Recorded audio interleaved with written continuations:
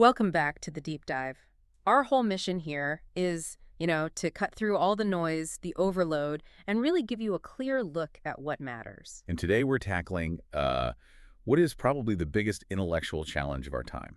The big one, getting our heads around what artificial intelligence actually is and, where the line is between it and us. Exactly. Yeah. And if you've been following the news, and who hasn't, the conversation always seems to get, well, bogged down in the mechanics.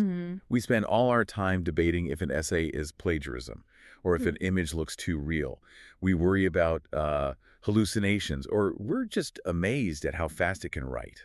Right, and those are all valid, immediate things to worry about, but they keep us focused on the day-to-day. They do. They keep us from seeing the fundamental sort of philosophical difference between the machine and the mind. And that's the pivot we need to make. We're all trying to navigate this new landscape.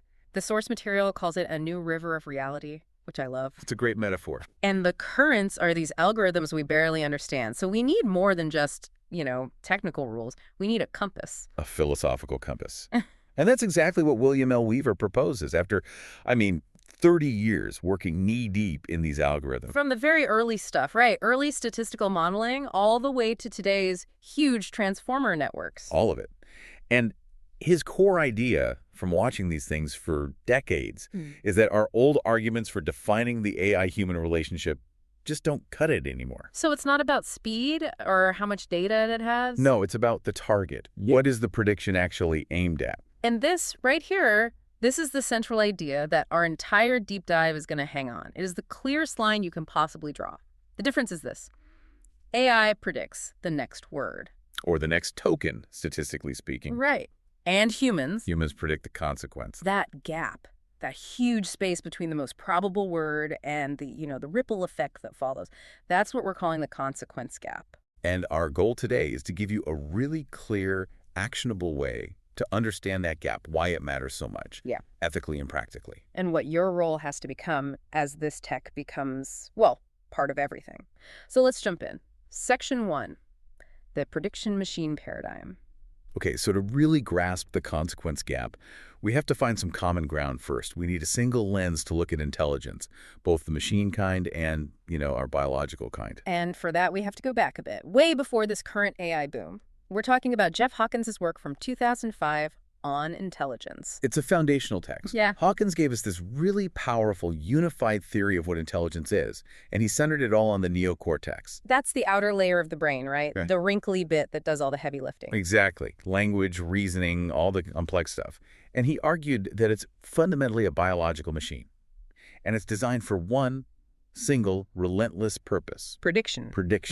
So we're not starting with some mystical idea of consciousness or a soul. We're starting with pure mechanics. The human brain is just a super efficient prediction engine. It's constantly trying to model the world. Is that the core idea? Precisely. Your brain isn't just passively taking in information. It's an active, anticipatory machine. It's constantly building a model of everything around you, the physical world, the social world, and then projecting that model forward in time. So when I say reach for my coffee cup, my brain isn't just seeing the cup. No, it's predicting everything. It's predicting the muscle tension you'll need, the heat you expect to feel on the handle, even the little sound the cup will make when you put it down. That makes so much sense. It's why the world feels stable and, predictable. Because most of the time, our brain gets it right. Thousands of times a second. We're running on a continuous stream of successful unconscious predictions. Okay, so if that's the case, that leads to the mechanism of thinking itself.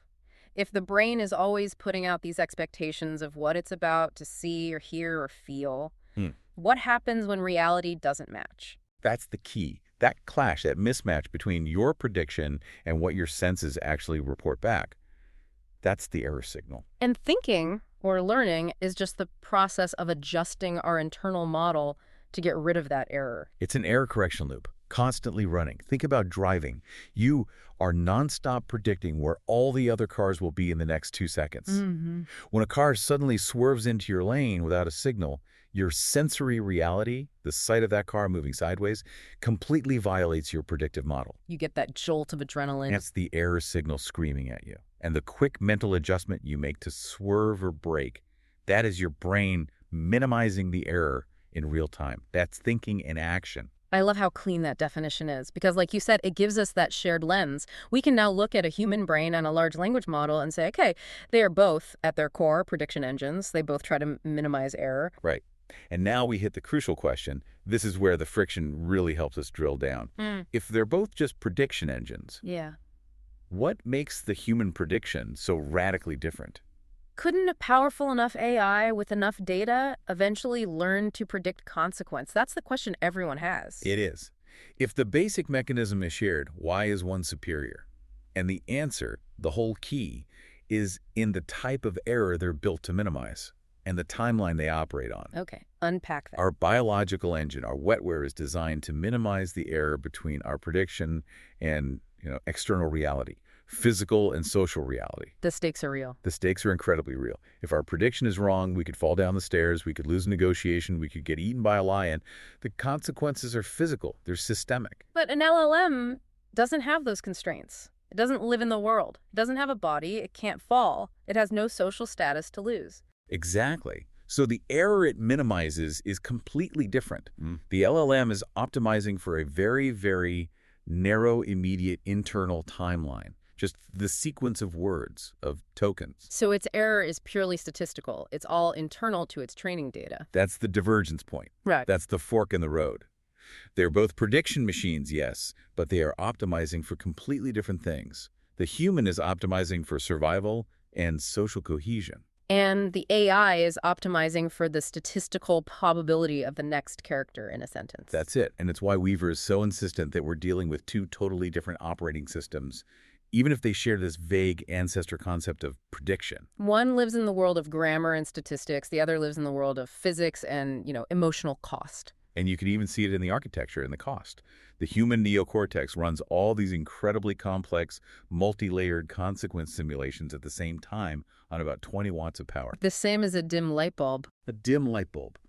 Meanwhile, an advanced LLM training run can use megawatts, the energy of a small town, all just to minimize that statistical text error. The efficiency of the wetware, which is optimizing for reality, it's still in a different league from the brute force computation of the autocomplete machine. Which is the perfect setup for Section 2, where we draw that hard, bright line between that autocomplete function and the consequence engine. Okay, let's drill down now on the machine side of this, as the source calls it, the shallow error of the autocomplete engine. Right.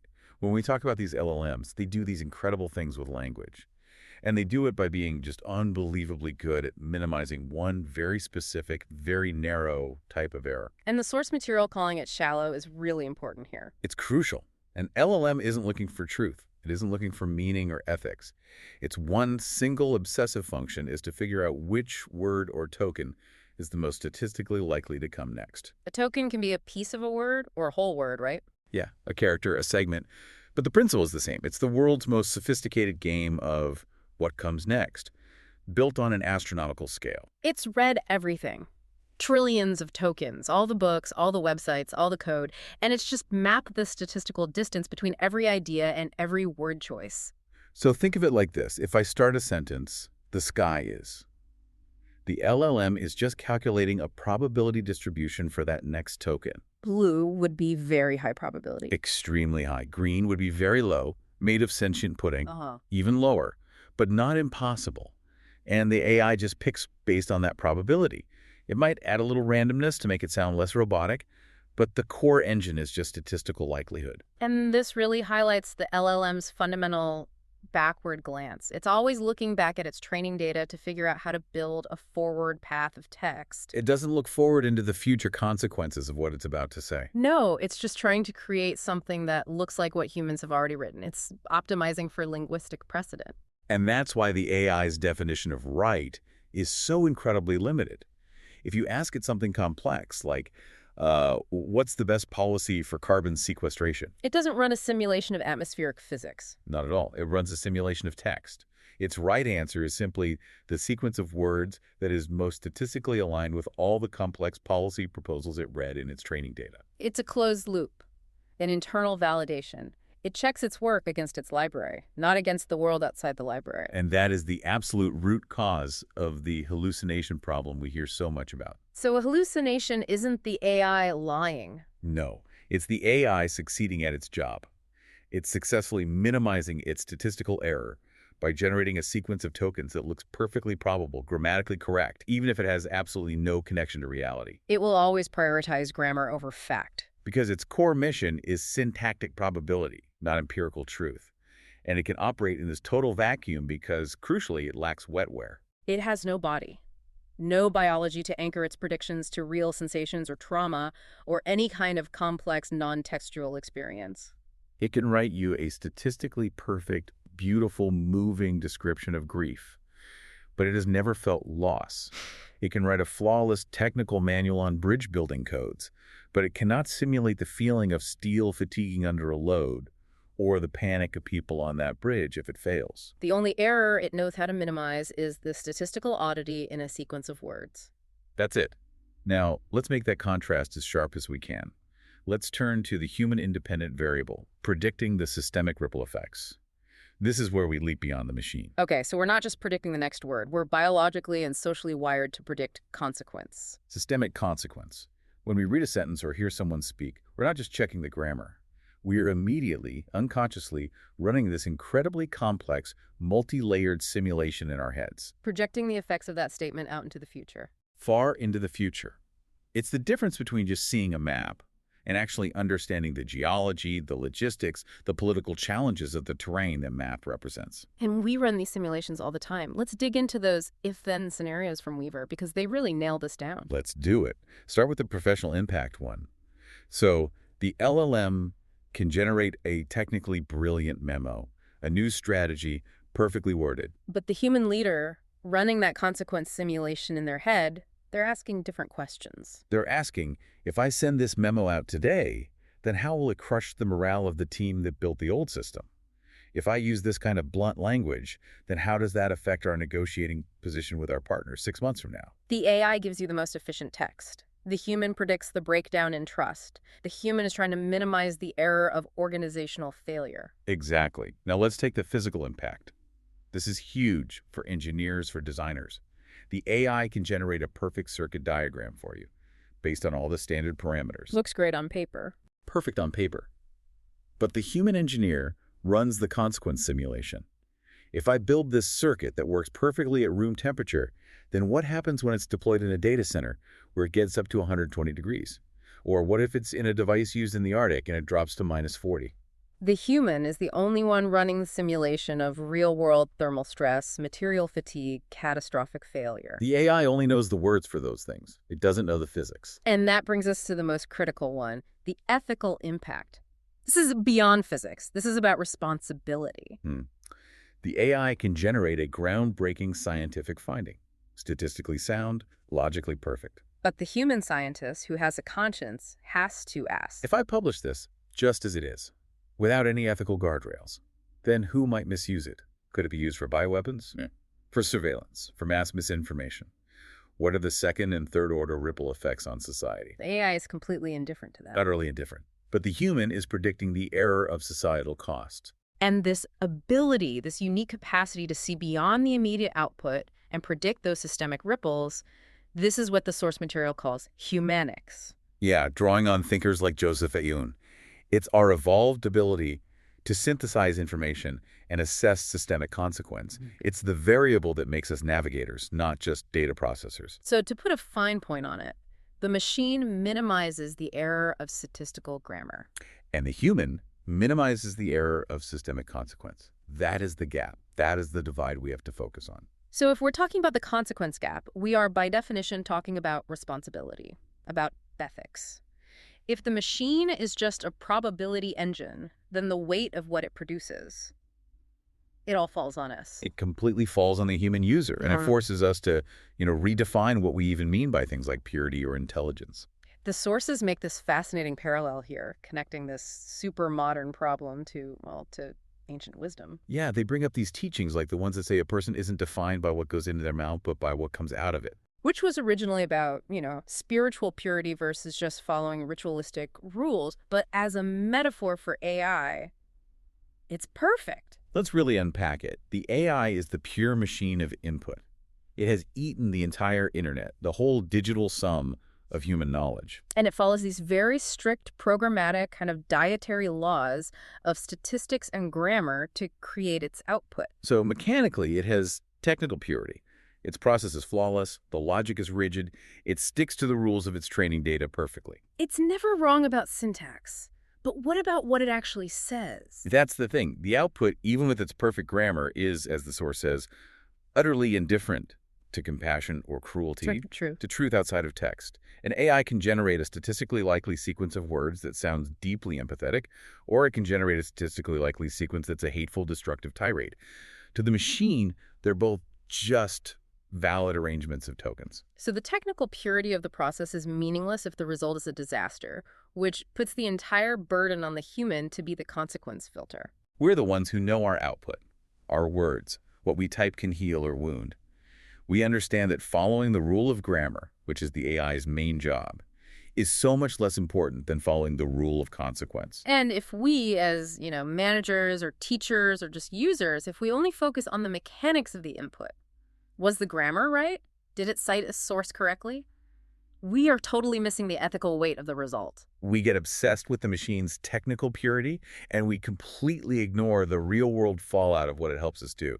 Intelligence without a connection to consequence it's ethically empty, and it's dangerous. And to make this difference between flawless logic and, catastrophic social consequence totally clear, Weaver gives us this brilliant cultural analogy. He calls it the Sheldon Cooper problem. Oh, this is perfect. It's the best way to explain the consequence gap to anyone.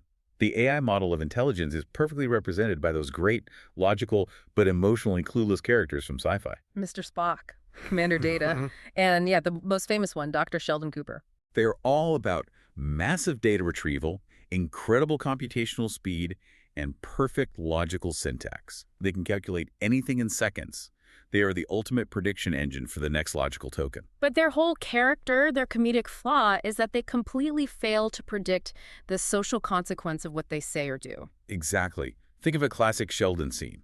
A friend comes to him for advice about a new job, and Sheldon, he just calculates the probability of success based on all the economic data and his friend's past performance. And he delivers this brutally honest, factually correct assessment that they are doomed to fail. Right. His statement is 100% logically sound. It's correct based on the data.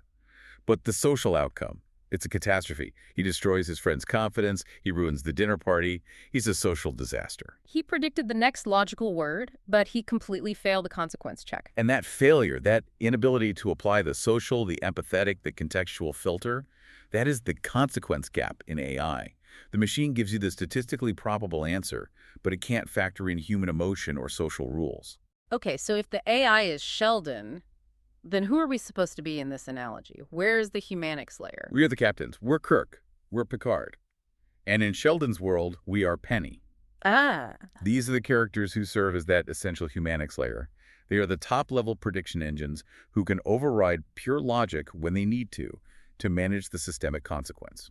So Penny, in the Big Bang Theory, she is the filter for Sheldon's logic. She doesn't argue with his facts. Never. She just explains why the consequence of saying that fact out loud is a social train wreck. She applies the filter of empathy, of manners, of context, the very things the logical machine doesn't have. And with Star Trek, it's taken to this level of ethical leadership. Data might give Picard a perfect calculation. Right. Captain, the optimal path to escape this nebula involves abandoning that civilian ship. Data's logic is perfect. But Picard, the human, weighs that perfect rationality against the ethical cost, against the prime directive, the moral consequence of leaving people to die. And the most dramatic version is always Kirk and Spock. Spock, the ultimate logician, calculates the odds of success are, 3,700 to 20 to 1 against. It's statistically impossible. And Kirk says, we're doing it anyway. Exactly. Because Kirk is factoring in variables the machine can't quantify. Human determination, the will to survive, the moral cost of doing nothing.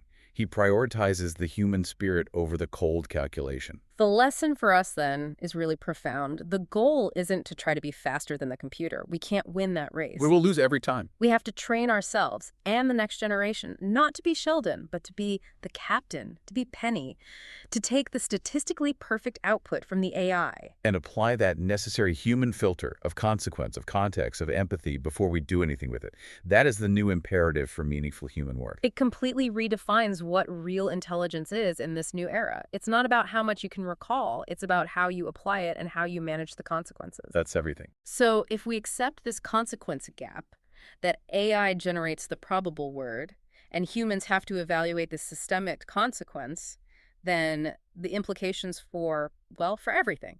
Education, job training, how we design curriculum, they're huge. They're massive. We have to stop grading people on tasks that the AI can already do faster and better. The entire pedagogical strategy has to shift, right? Weaver argues we have to stop asking students, or our employees for that matter, to just produce words. Yes, we have to start asking them to evaluate consequences. The whole mission changes from output generation to consequence auditing. Which means we need a whole structural overhaul of how we even define what's intellectually rigorous.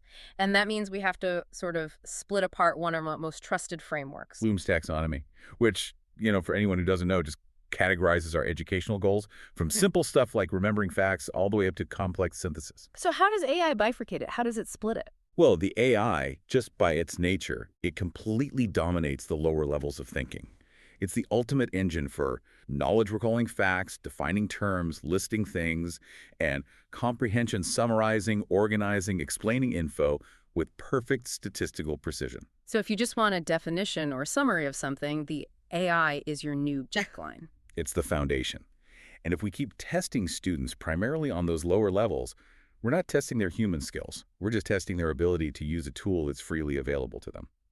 So the human mind has to move up the ladder. We have to aggressively shift our focus to the higher order levels. You have to own evaluation and synthesis. And while, yes, an AI can synthesize text, it can stitch ideas together in a likely pattern, only a human can synthesize a solution based on a real-world, multi-layered understanding of consequence. Evaluation is the key word there, isn't it? It means judging the value, the cost, the consequence, the ethical merit of something against a standard the machine can't even recognize. And this demands a huge shift in the kind of problems we give people to solve. We have to move away from asking for essays that just recall information. We have to start designing what the sources call wicked problems. Okay, let's elaborate on that. What is a wicked problem, and why is it the perfect test for this humanics skill? A wicked problem is a term from, urban planning and policy.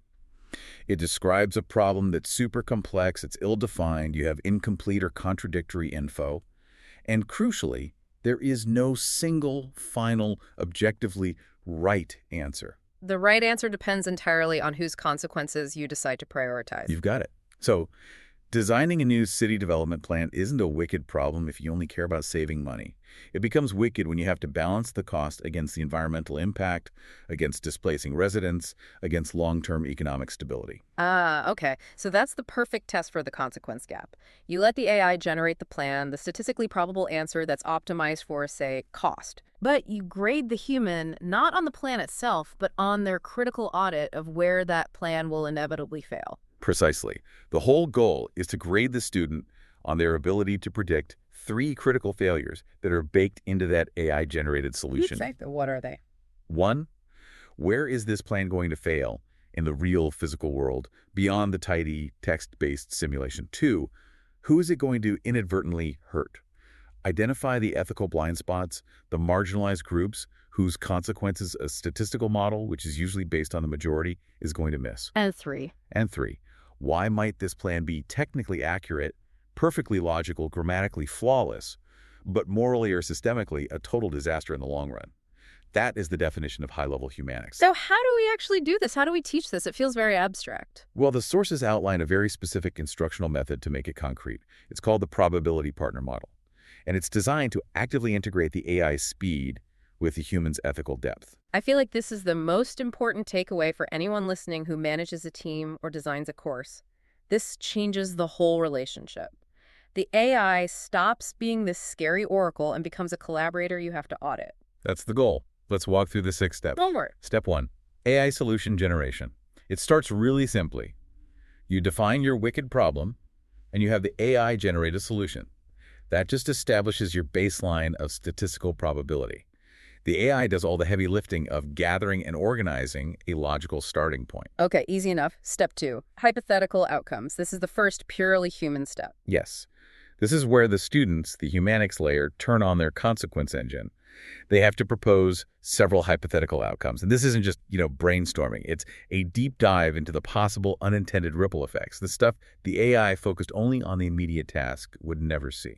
So if the AI proposes, say, a new traffic pattern to cut commute times, The student have to propose outcomes. Like, okay, but this will cause property values to skyrocket and push out low-income families. Or this new route creates a bottleneck during football games. Or it direct all the heavy truck traffic right past an elementary school. okay. Step 3, AI ranking. This is where the partner part gets really interesting. It is. The students take these hypothetical outcomes they just came up with, and they feed them back into the AI. And they ask the AI to rate them, score them based on probability, rank them statistically. So the AI is searching its whole library of text, and it's basically saying, based on everything I've read, when a plan like this was tried, this other outcome was the most frequently mentioned thing that happened next in all the reports and articles. Yes, it's giving you a statistical likelihood based purely on historical precedent in text. But wait a minute, that seems like it would have a huge built-in bias. If the AI's training data mostly comes from, say, reports written by powerful groups, or from history that ignores what happened to marginalized people, won't its probability ranking always downplay the negative outcomes for those groups? That is the exact trap the model is designed to expose. That brings us right to step 4, the critical audit. This is the absolute core of the humanics work. The student has to audit the AI's ranking. They have to ask, does the AI's statistical probability actually align with human reality? They have to be able to articulate why the AI might rank a really dangerous outcome as low probability. Maybe it's because that outcome just wasn't written about much in the historical data, or because the negative effects were systematically ignored by the people writing the policy papers. So the student is actively hunting for the blind spots, the hidden biases in the AI's ranking. And they're using their non-textual, knowledge reel, physics, ethical frameworks, sociology to challenge what the statistics say is normal. It forces them to confront the consequence gap head on. They have to justify why they are overriding the statistically probable answer.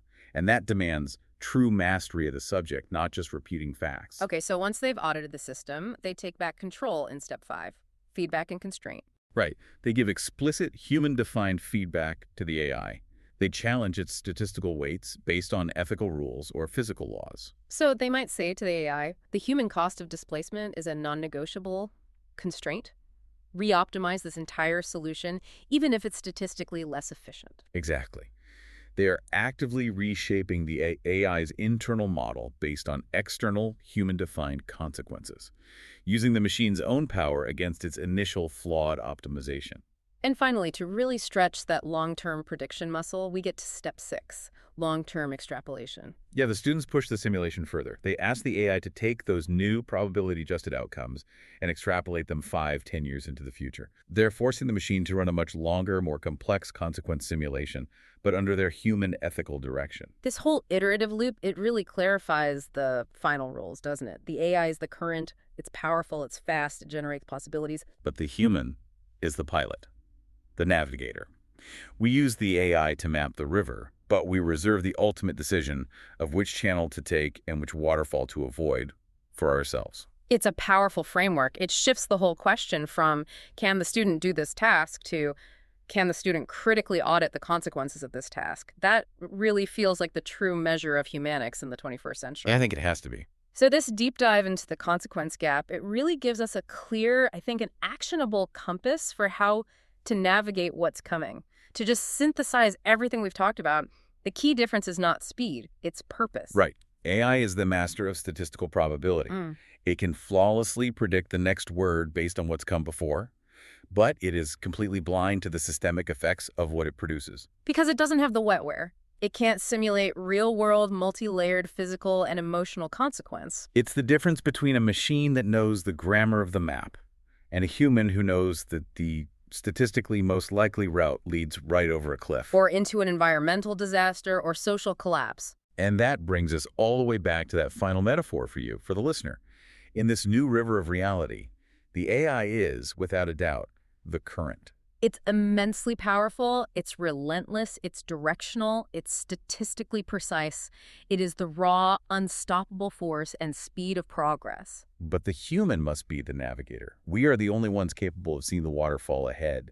The systemic ripple effects that the current, driven only by statistical likelihood, cannot possibly detect. The imperative is clear then. Use the current to move, but use your consequence-driven judgment to steer. So here's our final provocative thought for you to really chew on and, apply to your own daily life. Yeah. If AI can flawlessly perform knowledge and comprehension, all the summarizing and retrieving tasks, what specific daily tasks or decisions are you currently performing that fall below that humanics line? And how can you deliberately shift your focus today, right now, to the critical higher order work of predicting consequence, of auditing probabilities, and ensuring ethical outcomes? Because that intentional shift, Yeah. that is what defines success in the age of AI. Thank you for joining us for the deep dive. We hope this gives you the compass you need for the journey ahead. We'll see you next time.